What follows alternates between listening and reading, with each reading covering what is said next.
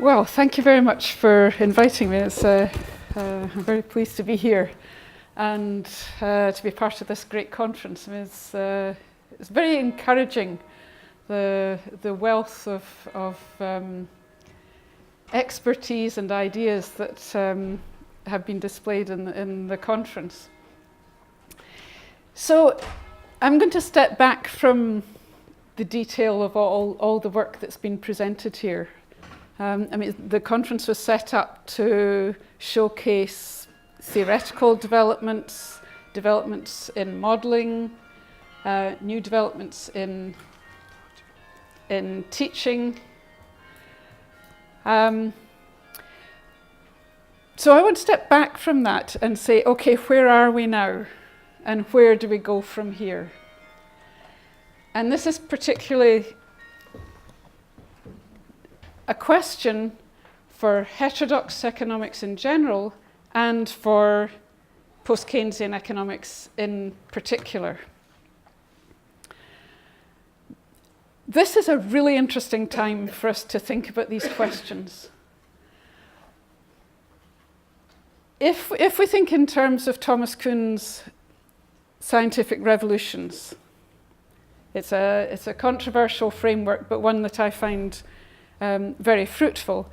What he suggested was that disciplines would be dominated by a paradigm which would be able to sustain itself in the face of contradictory evidence up to a point.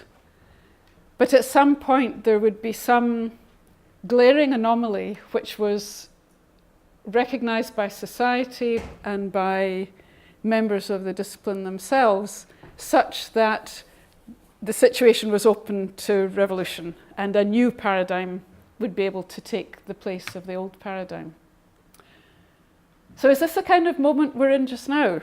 And this is a big question. We're all painfully aware of the obstacles in the way of displacing the dominant paradigm within economics. I mean, there are so many levels at which power is exercised within economics. And goodness knows, Keynes didn't manage a scientific revolution.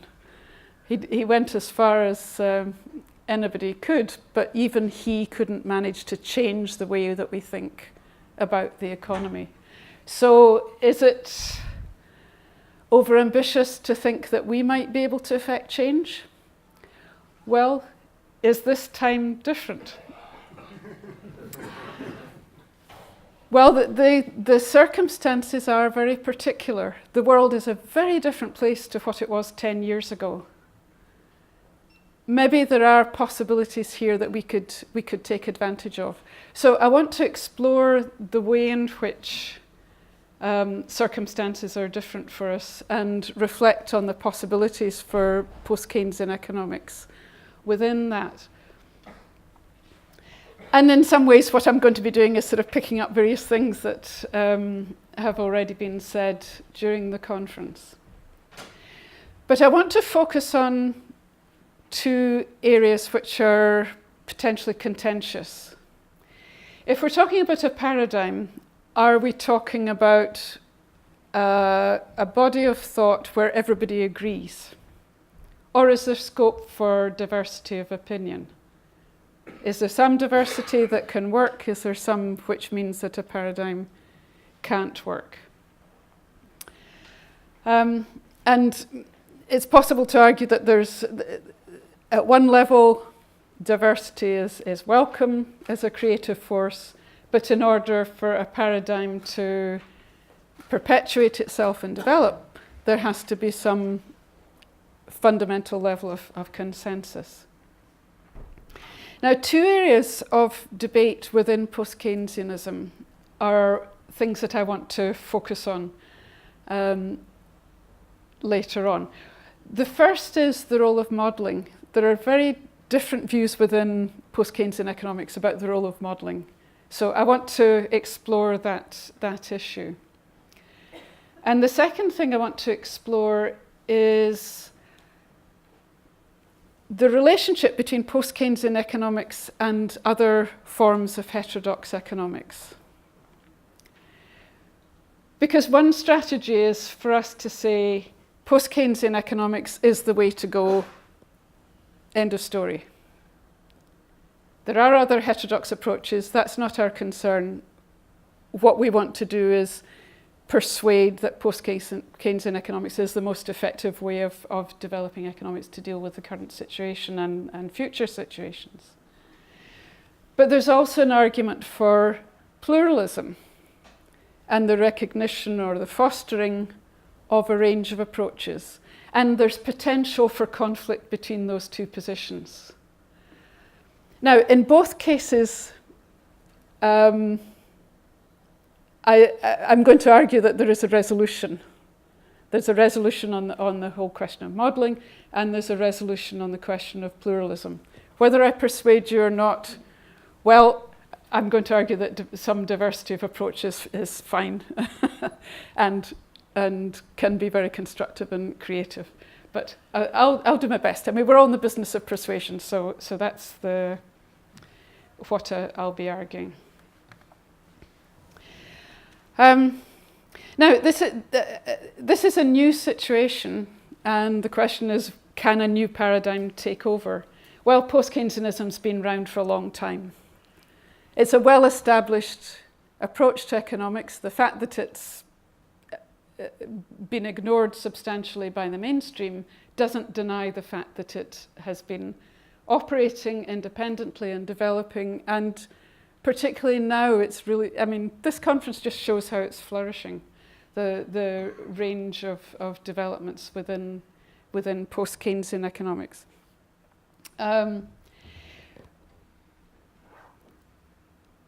And it's, as is proper, it is developing and taking on new issues, new aspects of the economy and so on.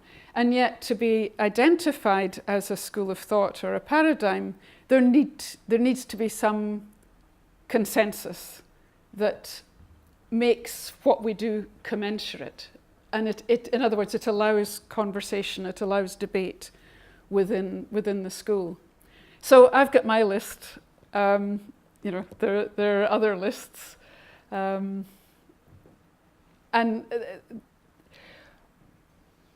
I'll go through them and explain how I see different aspects of post-Keynesianism fitting into these principles.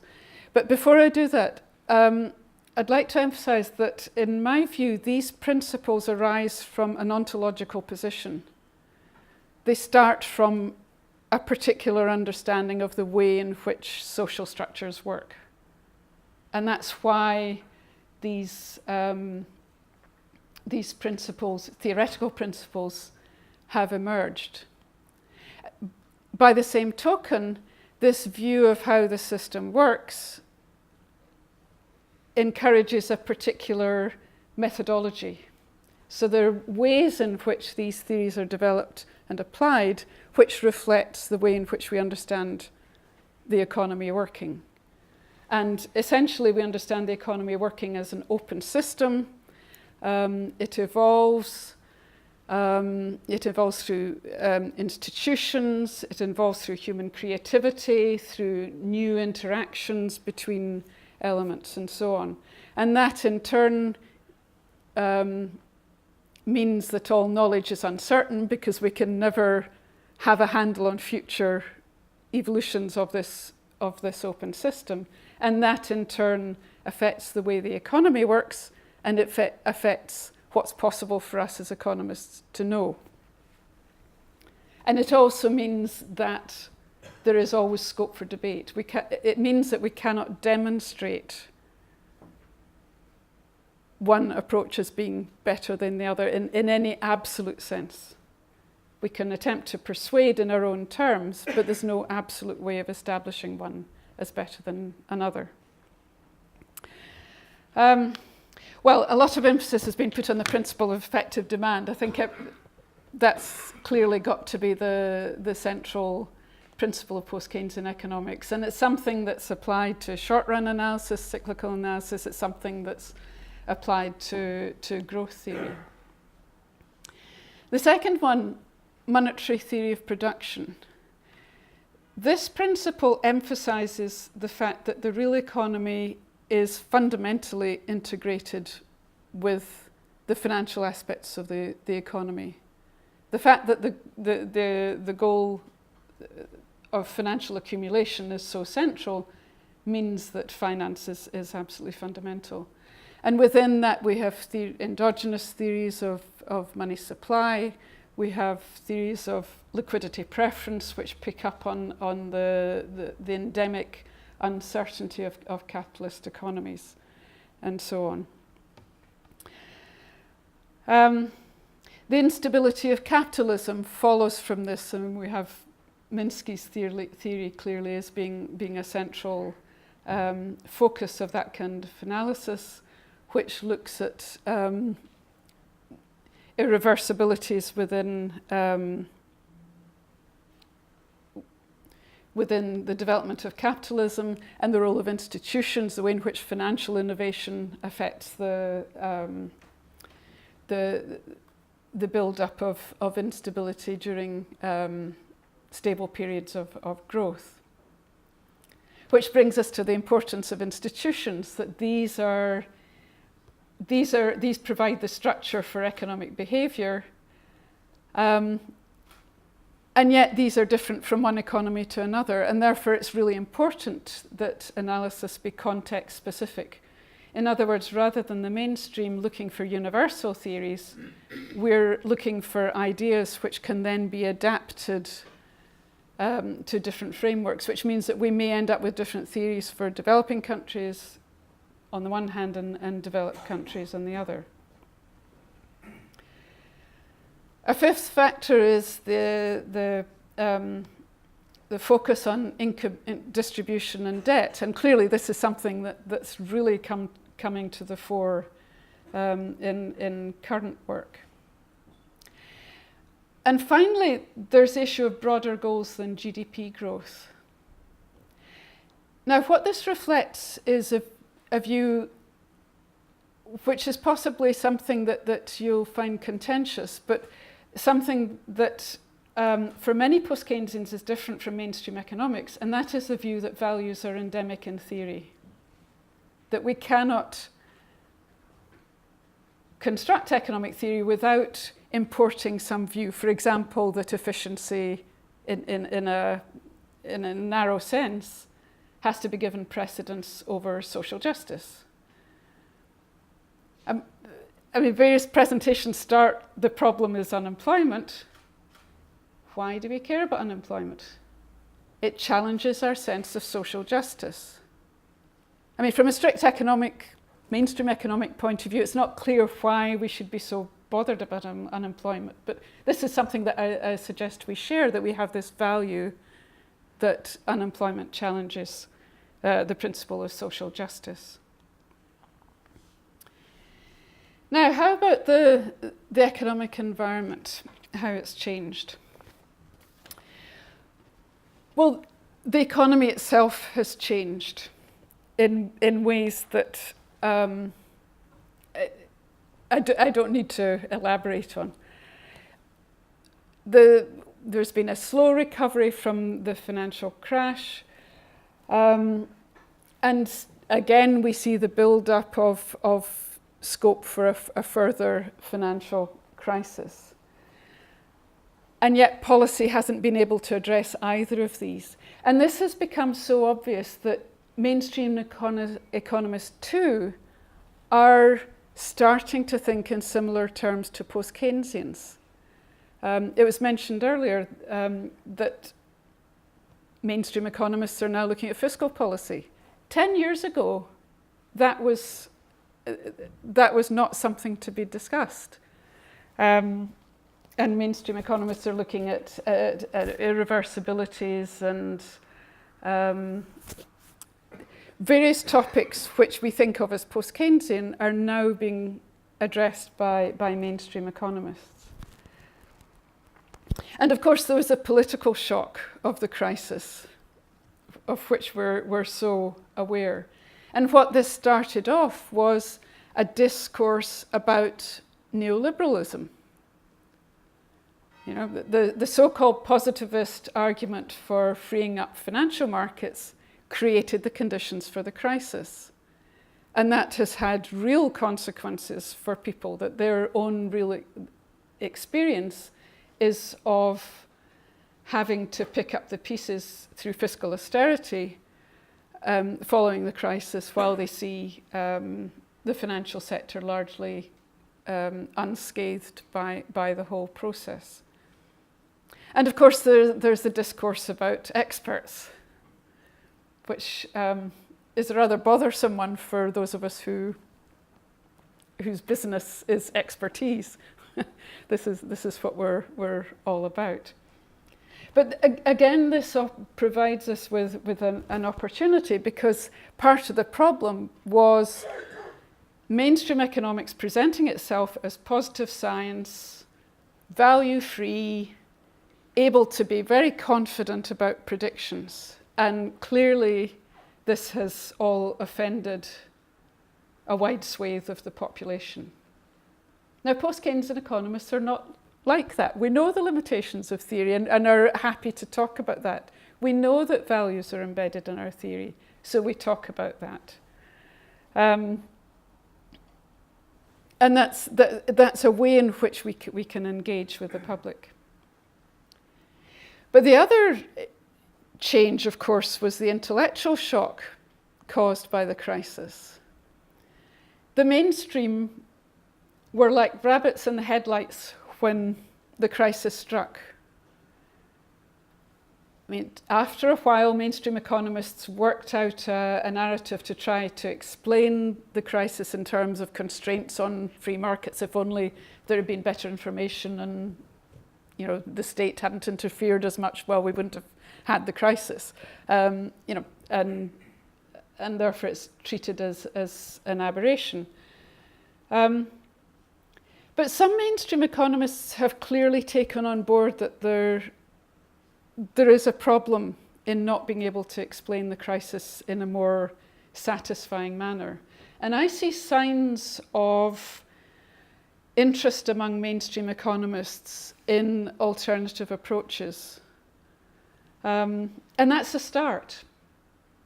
Not least because it's actually showing there's awareness that there are alternative approaches. I mean, time was, there was good science and there was bad science, and there's no point in paying attention to the bad science, which is us. So I see signs of progress there. Oh, and I mustn't forget the students. I mean, this is the most important thing. The way in which the crisis has sparked off the student movement. And this, I mean, we can say this time it's different. I've seen student movements come and go over the years, but they tend to go when a cohort of students graduates and goes on. This time it's different, thanks to all sorts of people. I mean, individual students who've worked so hard to build up organizations, INET with its Young Scholars Initiative. Now we're in a different world where there's a structure within which students can express their views, build up structures, build up materials, build up networks, and take things forward. And I mean, this in a way I think is the most positive new aspect of this changed environment, if we're thinking about the future of post-Keynesian economics. So we have a willingness to search for new ideas on the part of the general public, among students who are actively seeking new ideas and working hard at building them up, supporting each other in their work. We have opportunities among disaffected mainstream economists. And public sector bodies themselves are now opening their eyes to non-mainstream economics. Andy Haldane at the Bank of England, for example, I mean, is an active supporter of the student movement and writes in a way which is often very compatible with post-Keynesian economics. Also, I mean, my knowledge is mainly of the UK. In the UK also, the main research funding body, the ESRC, had a call for proposals to build up research networks which included non-mainstream approaches. You know, these are signs that governments themselves, in spite of all the lobbying pressures, recognise that they need to do better and are looking around to find different approaches. And post-Keynesianism is well placed here to respond to these needs. There are these basic principles, but the way in which post-Keynesian research has developed is because it's realist, it always grasps real problems, it grasps real experience and tries to analyse these and say something useful from a policy perspective. And does so in a way that picks up the differences between different contexts and therefore can address particular policy issues directly.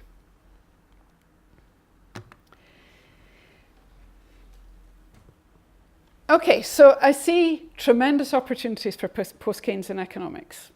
But there are these issues about what post-Keynesian economics is. Is it a cohesive paradigm such that it can take the form of a Kuhnian alternative to the dominant paradigm? And I've picked out the role of mathematical modelling as one of the areas for debate within macroeconomics. Now, for mainstream economists, mathematical modelling is the core. And there's a lot of work demonstrating that it is this requirement to express theory in the form of particularly deductivist mathematical modelling that actually defines mainstream economics. I mean, there are mainstream economists who say this themselves, that the approach is identified by the method. So that anything that can't be expressed within deductivist mathematics is not acceptable as economics. And that's really been something that's been a major stumbling block in terms of us joining the conversation. Now,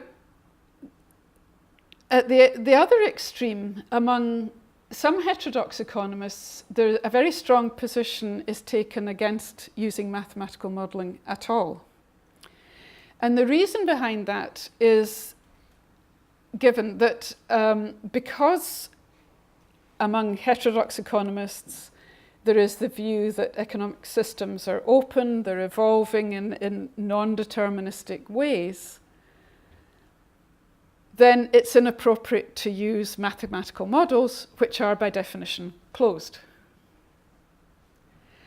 Now, Neo-Austrians take this view. Neo-Austrians, their ontology focuses on the individual entrepreneur and human creativity and knowledge of the individual in a particular circumstance. And for them, taking a sort of macro kind of view is not helpful, it's not meaningful even. That we need to look at everything in terms of the subjective individual point of view.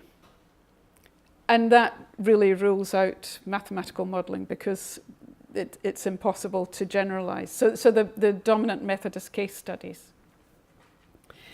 But closer to post-Keynesian economics is critical realism. Now, not all critical realists reject mathematical modelling. And Tony Lawson, who's the leader of critical realism, has on occasion allowed the possibility of mathematical modelling. But there are many at the core of critical realism who argue that there should be no mathematical modelling.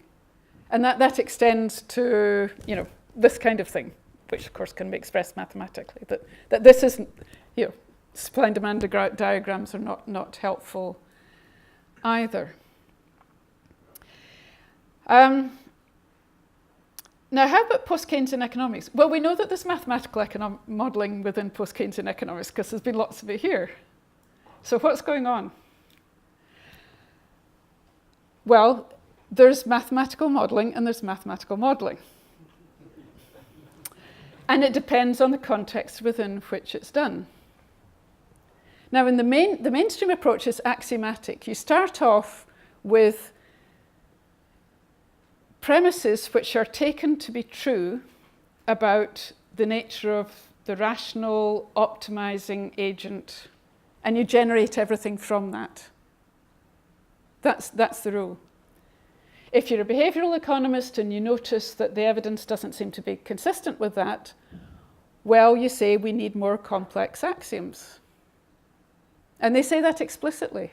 That's what they need to do. They need to build what they observe from experimental evidence into a theory which will generate modified axioms. And then you're back in the business of deductive mathematics again.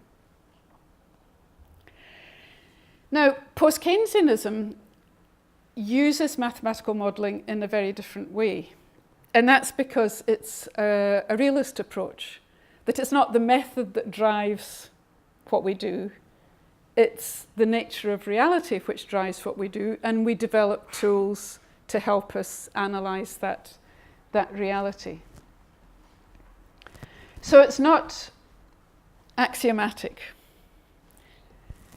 In other words, there is scope for different starting points of theory. There's no one sort of core at the base that everybody agrees, particularly about individual behaviour.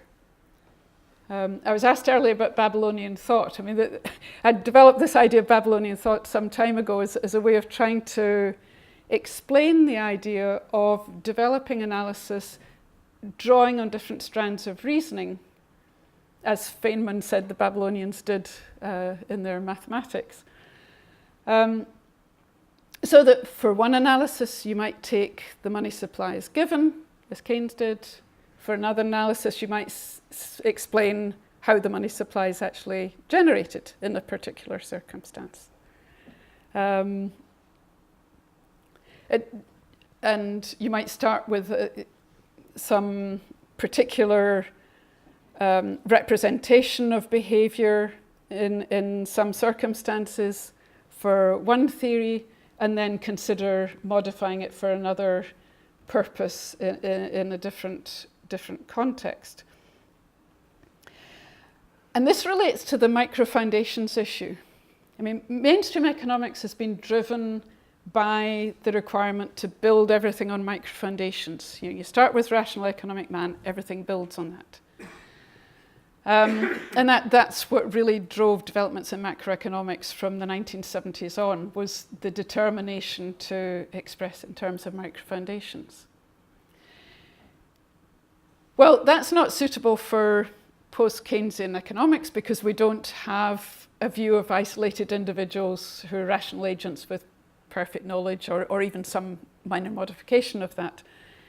And many post-Keynesians have argued that instead we ought to think in terms of macro foundations. Start at the macro level, that it's the macro level that determines individual behaviour. Now, John King has argued that that's not really terribly satisfactory either, because you're just working out a deductive structure backwards from macro to micro.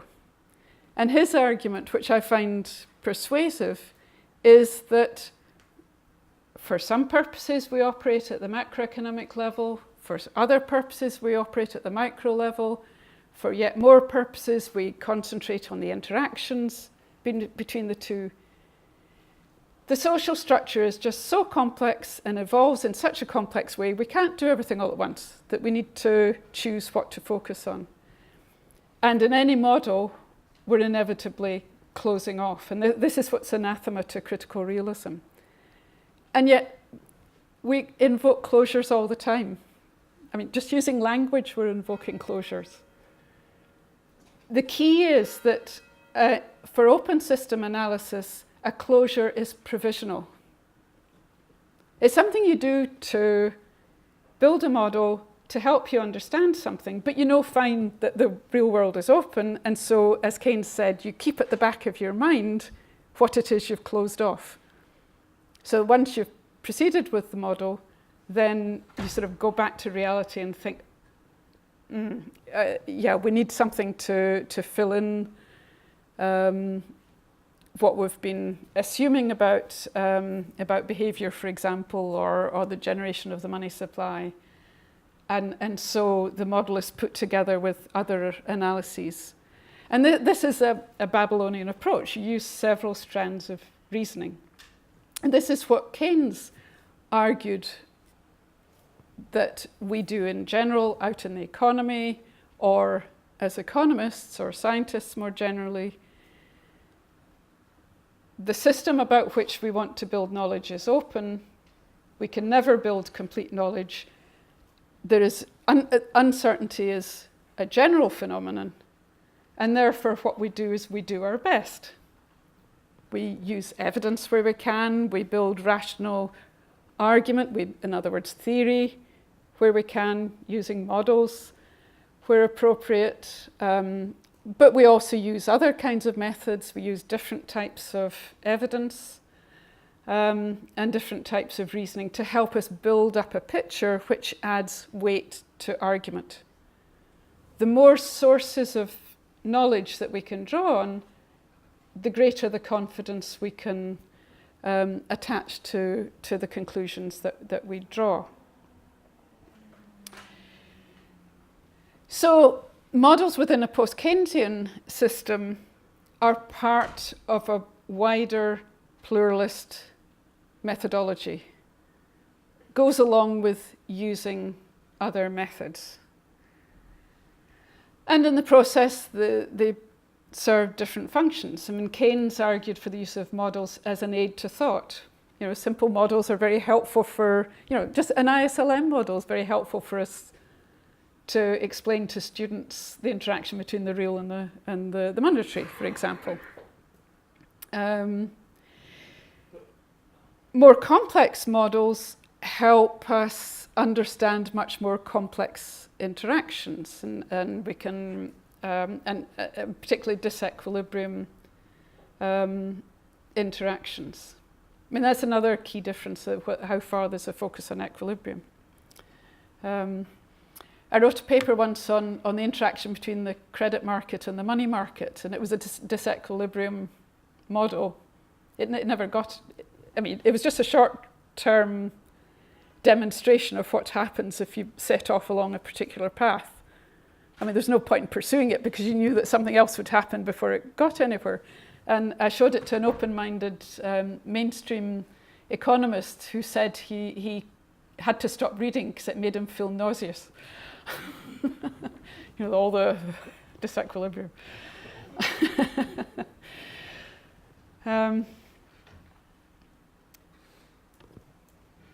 So, as far as I'm concerned, I don't take the extreme position of no modelling that some who are associated with post-Keynesianism do. And that's because the modelling is done in a different way from the mainstream, and it performs a different kind of function.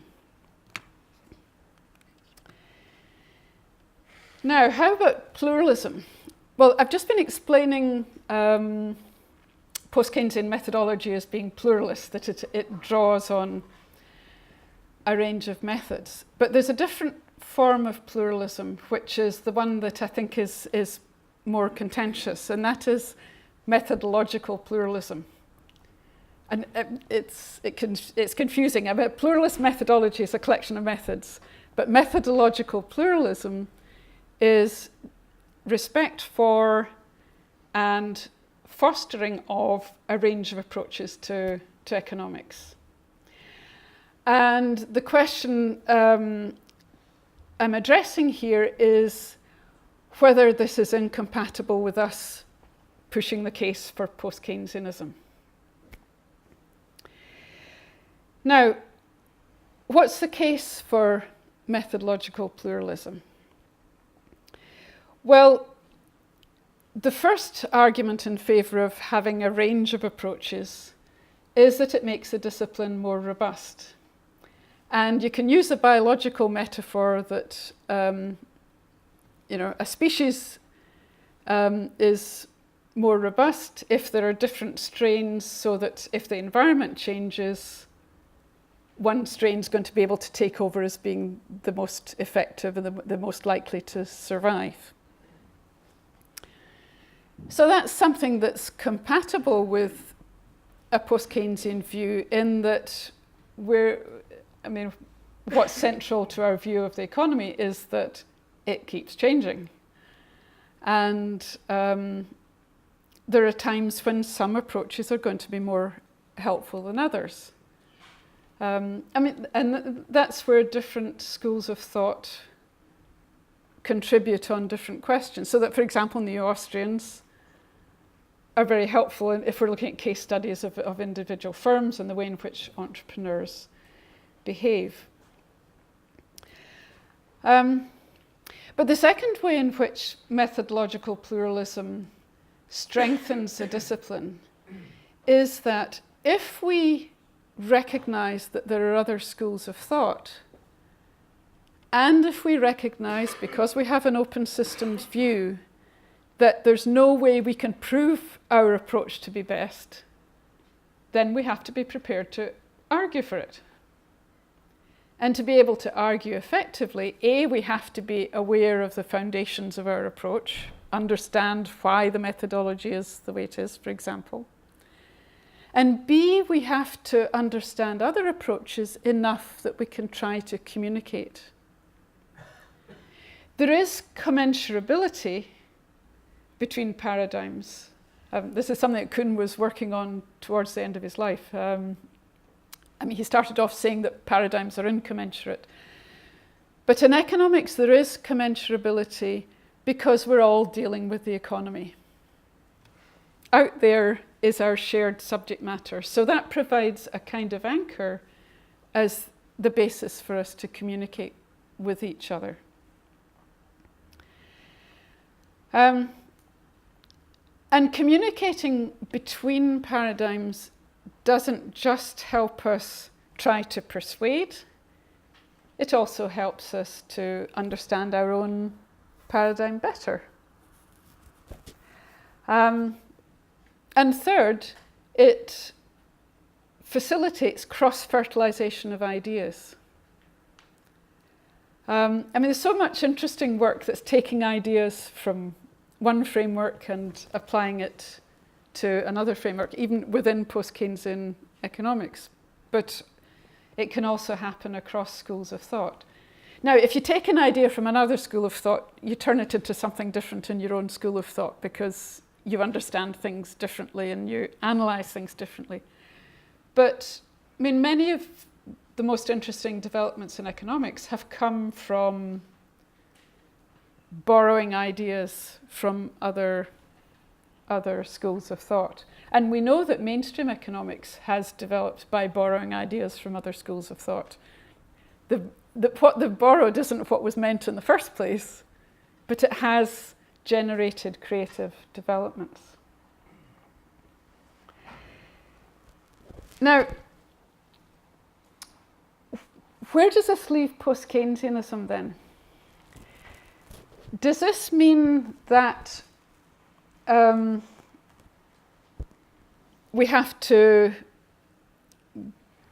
accept that there are different ways of approaching analysis of the economy, and we stop pushing our own view? Well, no. It's just, this is a more effective way of pushing your own view. It's nothing about not being able to demonstrate that you're right in an absolute sense that suggests that you shouldn't nevertheless try to persuade others that this is the best way to proceed. All knowledge generation is about persuasion, and Keynes, of all people, knew a lot about that. So let me just finish by talking about education and learning. And Aalborg is a great place to talk about this because of the great things that have been done here in terms of developing an innovative way of teaching economics. What does everything I've suggested imply about the way in which students are educated in economics? Well, the first obvious thing is that if you're going to adopt a pluralist methodology, then students need to learn a range of methods. We all know that education has got squeezed more and more into teaching formal deductive mathematics. I mean, really sophisticated skills, and that's squeezed out all other aspects of the program. But if what we want to do is apply pluralist methodology, students need to be taught a range of methods. Secondly, teaching needs to include coverage both of the history of thought and of economic history. In both cases, these are case studies from which to learn. And by that I mean, if thinking evolves with circumstances and as economic problems emerge and economists try and address them, then we can learn by going back to older developments in economics and seeing how issues were addressed then. I mean, just now we can learn a lot from going back to the 1930s. If we're thinking about innovation and growth, we need to go, we can learn a lot by going much further back in the history of thought. And similarly, learning about economic history. I mean, it was astonishing how many people hadn't realized there had been a financial crisis before when the one hit in 2007-8. But no wonder these things aren't taught. I mean, there's so much that people could have already been aware of when the last crisis hit from studying economic history that would have been much further down the road to dealing with it by now. And then there's methodology.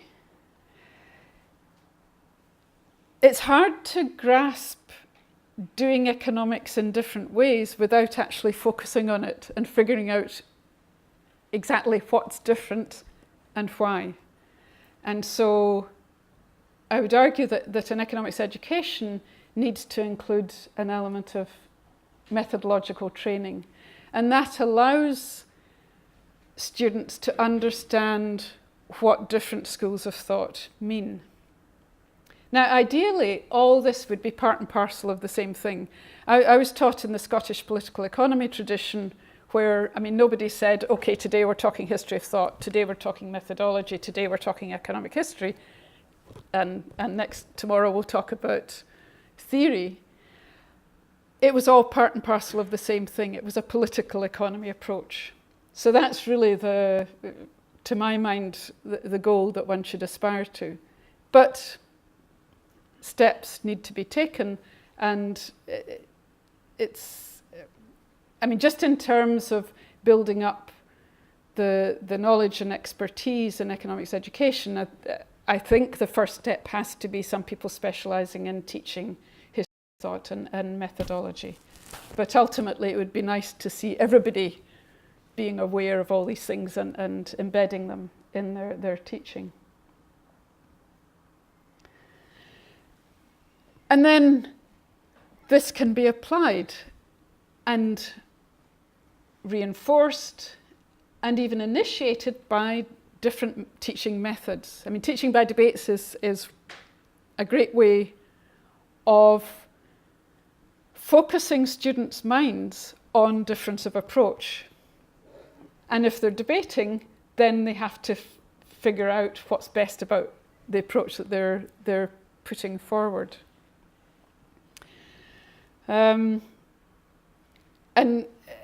similarly, I mean, addressing particular policy problems, whether by looking at different approaches or just focusing on one approach, again, that's taking the starting point of the real economy, real experience, problems that need to be addressed, and looking at what tools we have to address them. which brings me to my conclusion. The bells are ringing. Okay, so is post-Keynesian economics going to lead a scientific revolution? Well, if not now, when? Don't let a good crisis go to waste. For a few years there, I was beginning to despair. The mainstream seemed to have sort of retrenched and got a good story together, and without reference to heterodox economics. But then the student movement started. And that really opened things up and encouraged us older folk, I guess. And in any case, I mean, work has been proceeding because there are such interesting and pressing social and economic problems that we've all been doing our best to try and address. And so the post-Keynesian economics has been developing at a pace, and there's an appetite for it. But I think it's important that rather than us looking at post-Keynesianism forging ahead on its own, it seems to me to be important that post-Keynesianism forge ahead as part of a wider heterodox movement. Not because we necessarily think there's something wrong with post-Keynesian economics, but because there is a shared view of the economic system as being open among heterodox schools of thought, and there's a shared pluralism among heterodox schools of thought. I mean, in a way, that's how I define heterodoxy. So in many ways, what we want from economics is something that's shared between the different schools of thought. And there's so much more scope for communication than between us and the mainstream. And yet, I see these signs that the mainstream are opening up. They're becoming aware that there is all this work going on in post-Keynesian economics. And in a way, this is the importance of the modelling approach and econometrics, that this provides a kind of bridge. And there's been discussion about how do you explain post-Keynesian modelling to a DSGE modeler. Well, the fact that these questions are being asked is half the battle. These questions weren't asked before. I mean, now there's curiosity. And a big stumbling block to opening up the mainstream was that mainstream economists, however dissatisfied they might have been with what they were doing, were not aware that there was something else they could turn to. Now there's a growing awareness of an alternative, and this provides a tremendous opportunity for us. So, ever onwards and upwards. Thank you.